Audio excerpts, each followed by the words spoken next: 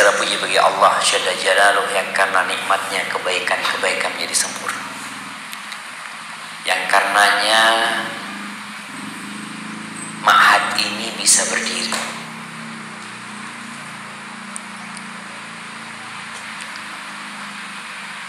Beberapa tahun yang lalu pengurus yayasan atau ma'had ini masih berpikir untuk membebaskan lahan, dan ternyata sekarang sudah jadi. Ana juga sudah bertahun-tahun yang lalu kepingin datang ke sini, tapi ternyata baru sekarang bisa sampai ke sini. Ma'had ini jauh di mata, tapi dekat di hati insyaallah. Allahumma salli wa sallim ala sayyidina wa maulana Muhammadin wa ala alihi wa ashabihi ajma'in. Amma ba'd. Anak tadi tanya jumlah teman-temannya berapa? 8. Yang baru berapa? Berapa? Nah, tahukah kita bahwa hijrahnya Rasul Sallallahu Alaihi Wasallam yang merubah perjalanan dakwah ini itu dimulai dengan berapa orang? 6 orang. Ketika Nabi SAW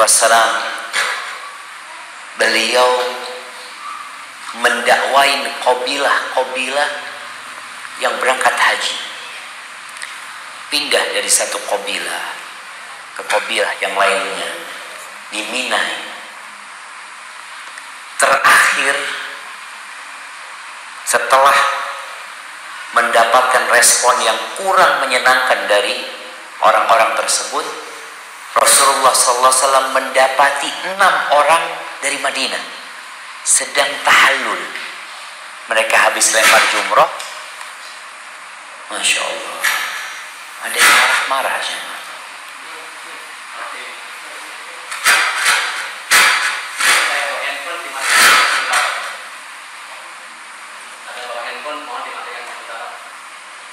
Masya Allah. Baik. 6 orang ini sedang tahallul. Habis lempar jumrah mereka tahallul, cukur rambut mereka.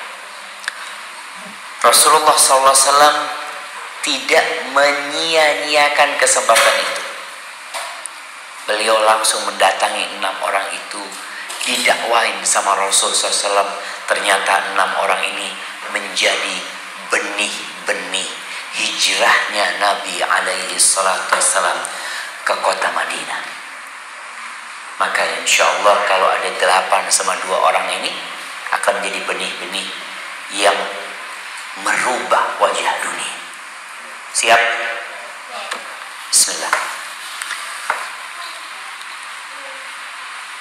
Apabila manusia meninggal dunia, siapa namanya? Muhammad bin siapa? Bin siapa? Muhammad bin Ali. Baik, Muhammad bin Ali. Kalau ayahnya meninggal dunia, semua amalan ayahnya akan terputus. Betul. Kecuali apa? Anak yang soleh, sedekah jariyah, ilmu yang bermanfaat. Subhanallah. Muhammad menyebutkan yang pertama anak yang soleh, karena harapan orang tua itu kepada anak lebih besar daripada harapan kepada harta. Allah Azza wa Jalla berfirman di surat Al-Kahfi, Al-malu wal banun zinatul hayatid dunya. Harta dan anak itu adalah perhiasan kehidupan dunia. Artinya kalau kita hidup nggak punya anak, ya susah hidupnya. Hidup nggak punya harta, melarat. Itu adalah perhiasan kehidupan dunia. Tapi Allah sebutkan, ternyata ada harapan yang sebenarnya lebih baik daripada harta dan anak. Apa? Wal baqiyatus salihat khairun 'inda rabbika thawaban wa khairun amala. Sesungguhnya amal-amal soleh, ucapan-ucapan yang baik itu lebih baik di sisi Tuhanmu dan lebih besar harapan. Subhanallah, amal soleh. Gimana kalau punya anak soleh? Karena nggak semua anak soleh. Yang dapat menjadi manfaat buat orang tuanya itu anak yang soleh. Nabi Sulaiman, putranya siapa Nabi Sulaiman itu? Siapa namanya? Namanya siapa, adik? Namanya siapa? Namanya siapa? Nah, Muhammad juga bin Muhammad bin Umar. Muhammad bin Umar. Di sini ada Muhammad bin Ali, Muhammad bin Umar. Nabi Sulaiman itu bin siapa? Bin Daud. Masya Allah. Tahu jawabannya, cuma mikir itu apa. Masya Allah. Nabi Sulaiman itu Sulaiman bin Daud. Kita tahu kerajaannya Nabi Sulaiman. Nabi Sulaiman itu Allah berikan kerajaan yang tidak akan ada kerajaan sesudah Nabi Sulaiman yang dapat menyaingi kerajaannya Nabi Sulaiman.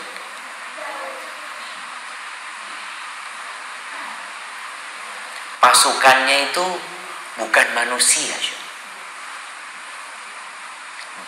Jin pun jadi pasukannya Nabi Sulaiman. Burung-burung pun. Kalau sekarang orang sekarang kalau ingin memantau sebuah daerah, mereka pakai drone.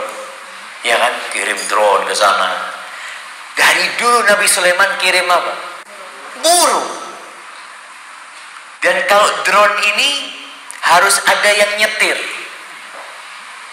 Itu yang namanya burung. Nggak ada, berangkat sendiri dia. Berangkat kemana, tahu-tahu laporan sama Nabi Sulaiman. Subhanallah. Kemudian Allah berikan kepada Nabi Sulaiman angin. Sekarang orang naik pesawat. Lebih canggih mana angin yang Allah berikan kepada Nabi Sulaiman sama pesawat yang dibuat oleh manusia? Angin. Pesawat itu butuh lapangan terbang.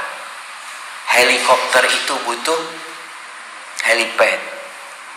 Kalau mau terbang satu kampung dengar, angin itu tahu-tahu nyampe. Nggak ada yang dengar. Suatu hari Nabi Sulaiman ini berjalan bersama pasukannya. Yang di depan jin, belakangnya manusia, kemudian burung-burung dari atas. Jadi pasukannya Nabi Sulaiman ini nggak kepanasan. Karena ada burung yang menaungi dari atas mereka. Ada seorang ahli ibadah dari kalangan Bani Israel. Dari biaranya dia melihat. Dia takjub dengan kerajaan Nabi Sulaiman. Lalu dia mengatakan, laqad utiya ibnu Daud mulkan aziman. Anaknya Daud ini benar-benar telah dikasih kerajaan yang hebat sekali. Nabi Sulaiman melihat nih orang ini terpedaya dengan keindahan dunia. Maka Nabi Sulaiman mengatakan kepada dia, la tasbihatun wahidatun fi sahifatil mu'min khairun min mulki Sulaiman.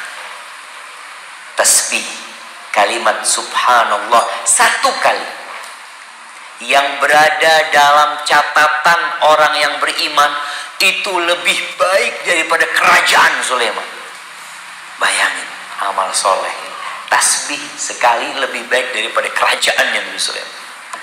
Kenapa? Karena tasbih itu akan kekal, akan mengantarkan kelak ke surga Allah Azza wa Jalla, akan berada dalam catatannya. Tatkala dunia ini hancur, tasbih itu tetap ada dalam catatan. Sedangkan kerajaan Sulaiman akan hilang. Dan terbukti kalau ditanya, mana kerajaannya Nabi Sulaiman? Mana pasukannya Nabi Sulaiman?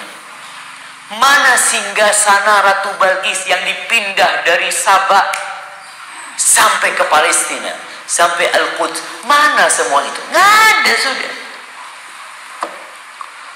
Maka kalau bicara anak itu harapan orang tua, kalau anak itu soleh, kalau nggak soleh jadi bencana buat orang tuanya.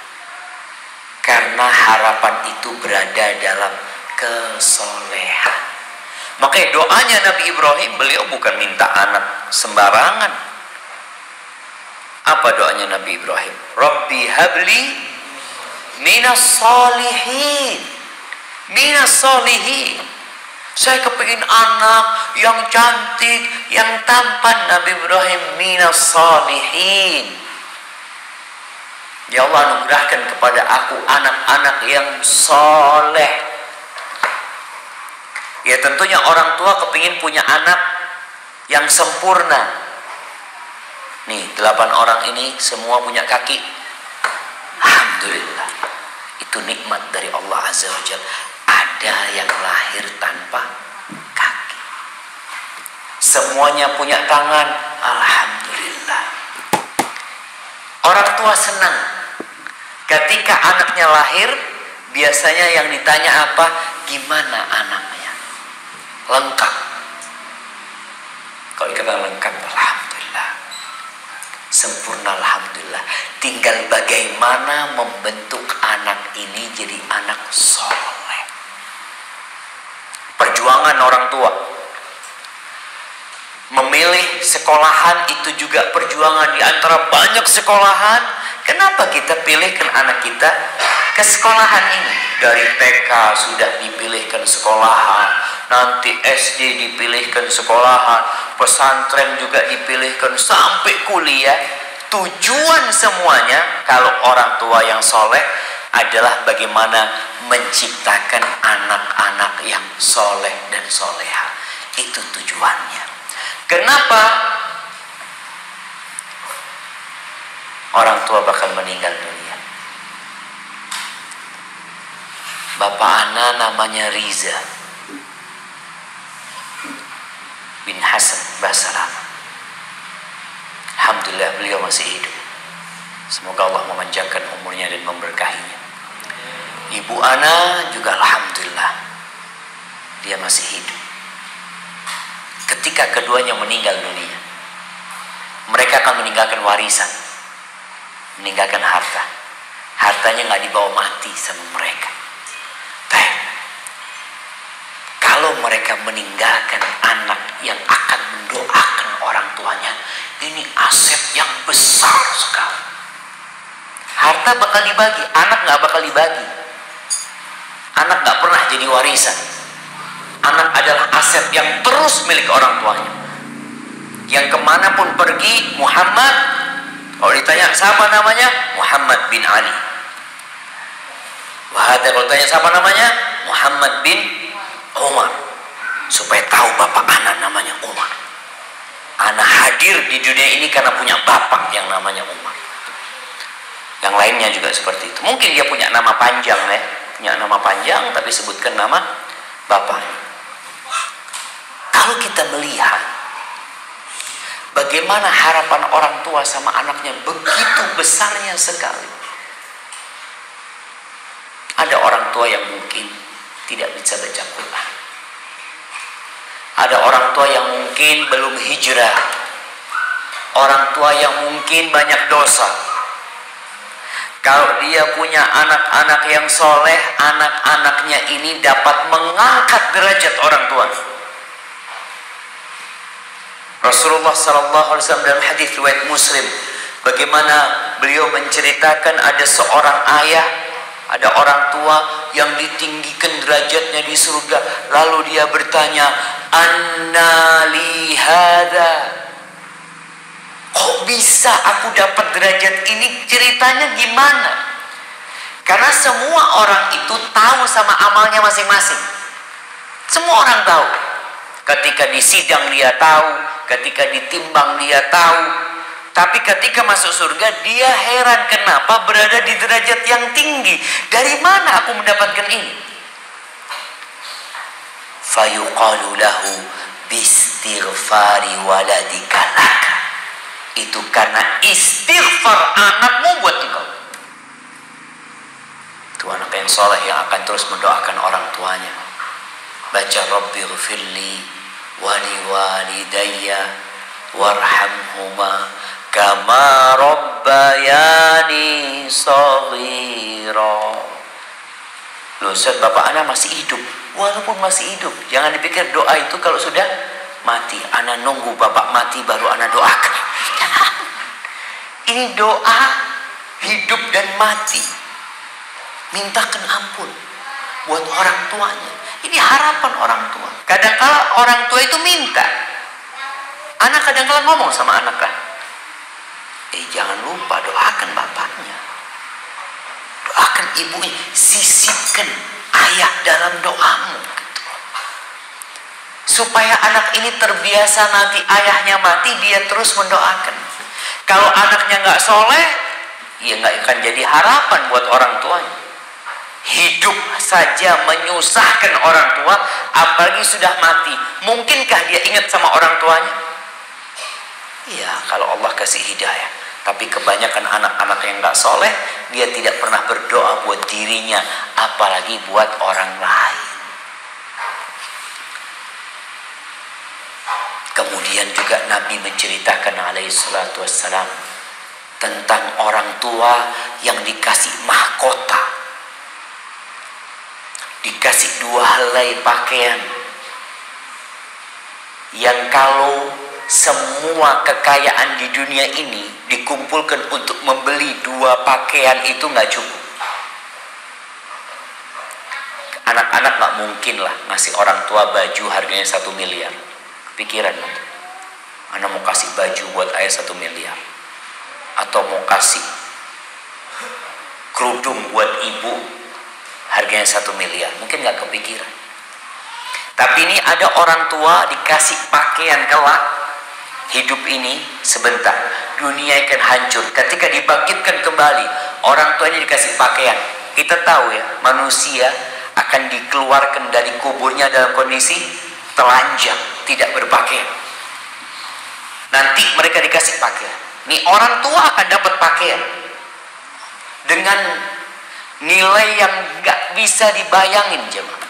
Dia tanya, bima kusina hada, kita dikasih baju ini karena apa gitu loh?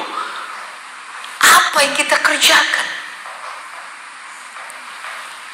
Fayuqalu lahu bi ahdi waladikumal Qur'an. Karena anakmu hafal Quran, karena anakmu mengamalkan Quran, karena anakmu mengajarkan Al-Quran. Jadi ini sebuah harapan besar buat orang tua. Yang sekarang banyak orang tua itu berharap balasan dari anaknya di dunia. Dia berpikir bagaimana anaknya sekolah, bisa jadi orang kaya, bisa menghasilkan harta yang banyak, sehingga nanti orang tua di akhir hidupnya ada jaminan masa tua. Banyak orang seperti itu. Tapi ada orang tua yang tahu akan ada kehidupan selanjutnya yang dia lebih butuhkan jaminan untuk waktu itu, yaitu tatkala ajal menjemput kita semuanya. Tapi bagaimana cara kita untuk mendapatkan anak yang soleh? Gimana caranya? Kalau anak itu harapan orang tuanya. Cara yang pertama adalah jangan salah pilih istri. Jangan salah pilih istri.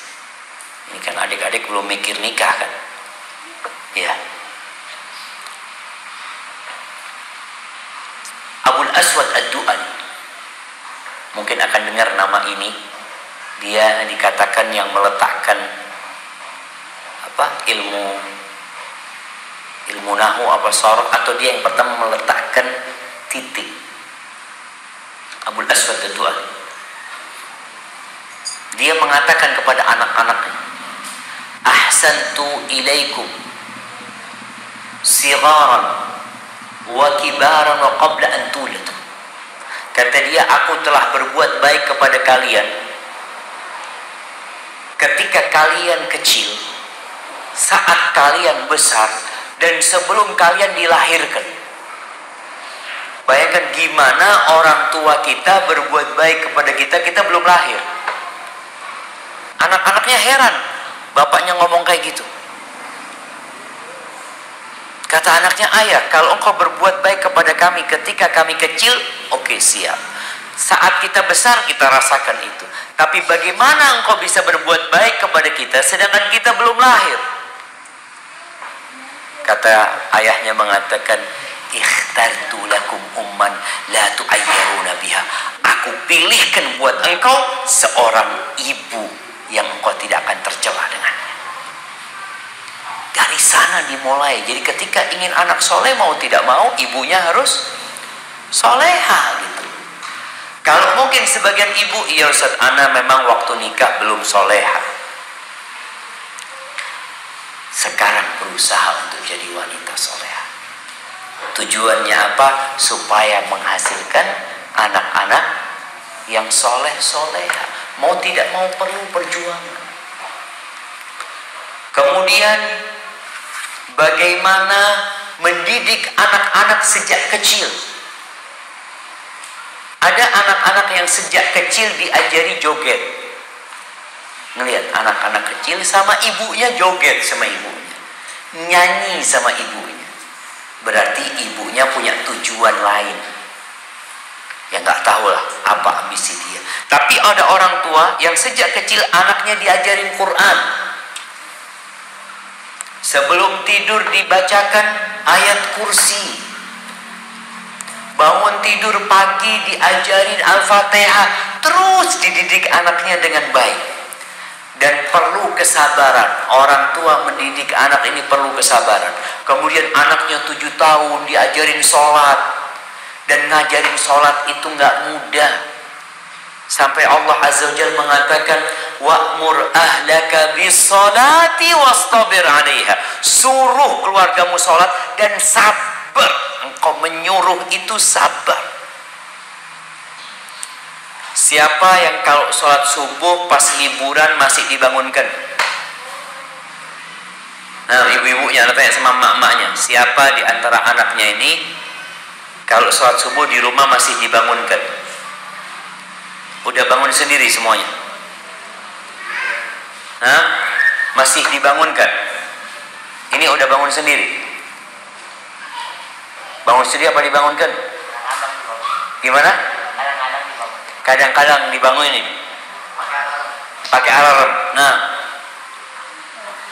bangun sendiri. Nggak dibangunkan sama abahnya. Kadang-kadang dibangunin. Selalu dibangunin. Kadang-kadang dibangun. Nah, di sini kadang-kadang orang tua kan berpikir anaknya sudah di pesantren, kalau pulang pikirnya subuh bangun sendiri gitu kan. Ternyata masih dibangunin juga gitu lah. Perlu perjuangan orang tua. Subhanallah, Allah yang mengatakan wa'mur ahlaka bis-sholati wastabir.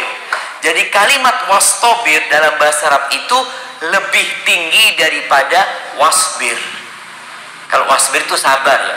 Wastabir ini sabar ekstra gitu. Jadi jangan berpikir orang tua dengan anaknya di pesantren pulang ke rumah selesai sudah. Sholat nggak usah disuruh, kadang-kadang masih dibangunkan. Ya, insya Allah itu jadi bagian pahala. Jadi pondok itu bagi-bagi pahala sama orang tuanya. Kalau ternyata anak-anaknya ini bangun subuh karena ustadznya yang ngajarkan saja, berarti pahalanya buat siapa? Ustadznya yang ngajarin. Tapi ketika di rumah anak itu masih perlu dibangunkan sama ibu bapaknya, berarti ibu bapaknya akan dapat pahala juga, dia mendidik anak untuk sholat. Jadi yang ingin anak soleh, mau tidak mau dia harus sabar mendidik anak-anaknya dengan segala kebaikan. Kemudian perlu memilihkan kawan. As-sahibu sahib. Kawan itu menarik. Ya, kalau kawannya suka main futsal, maka akan diajak main futsal. Kalau kawannya suka main game, kira-kira diajak main futsal?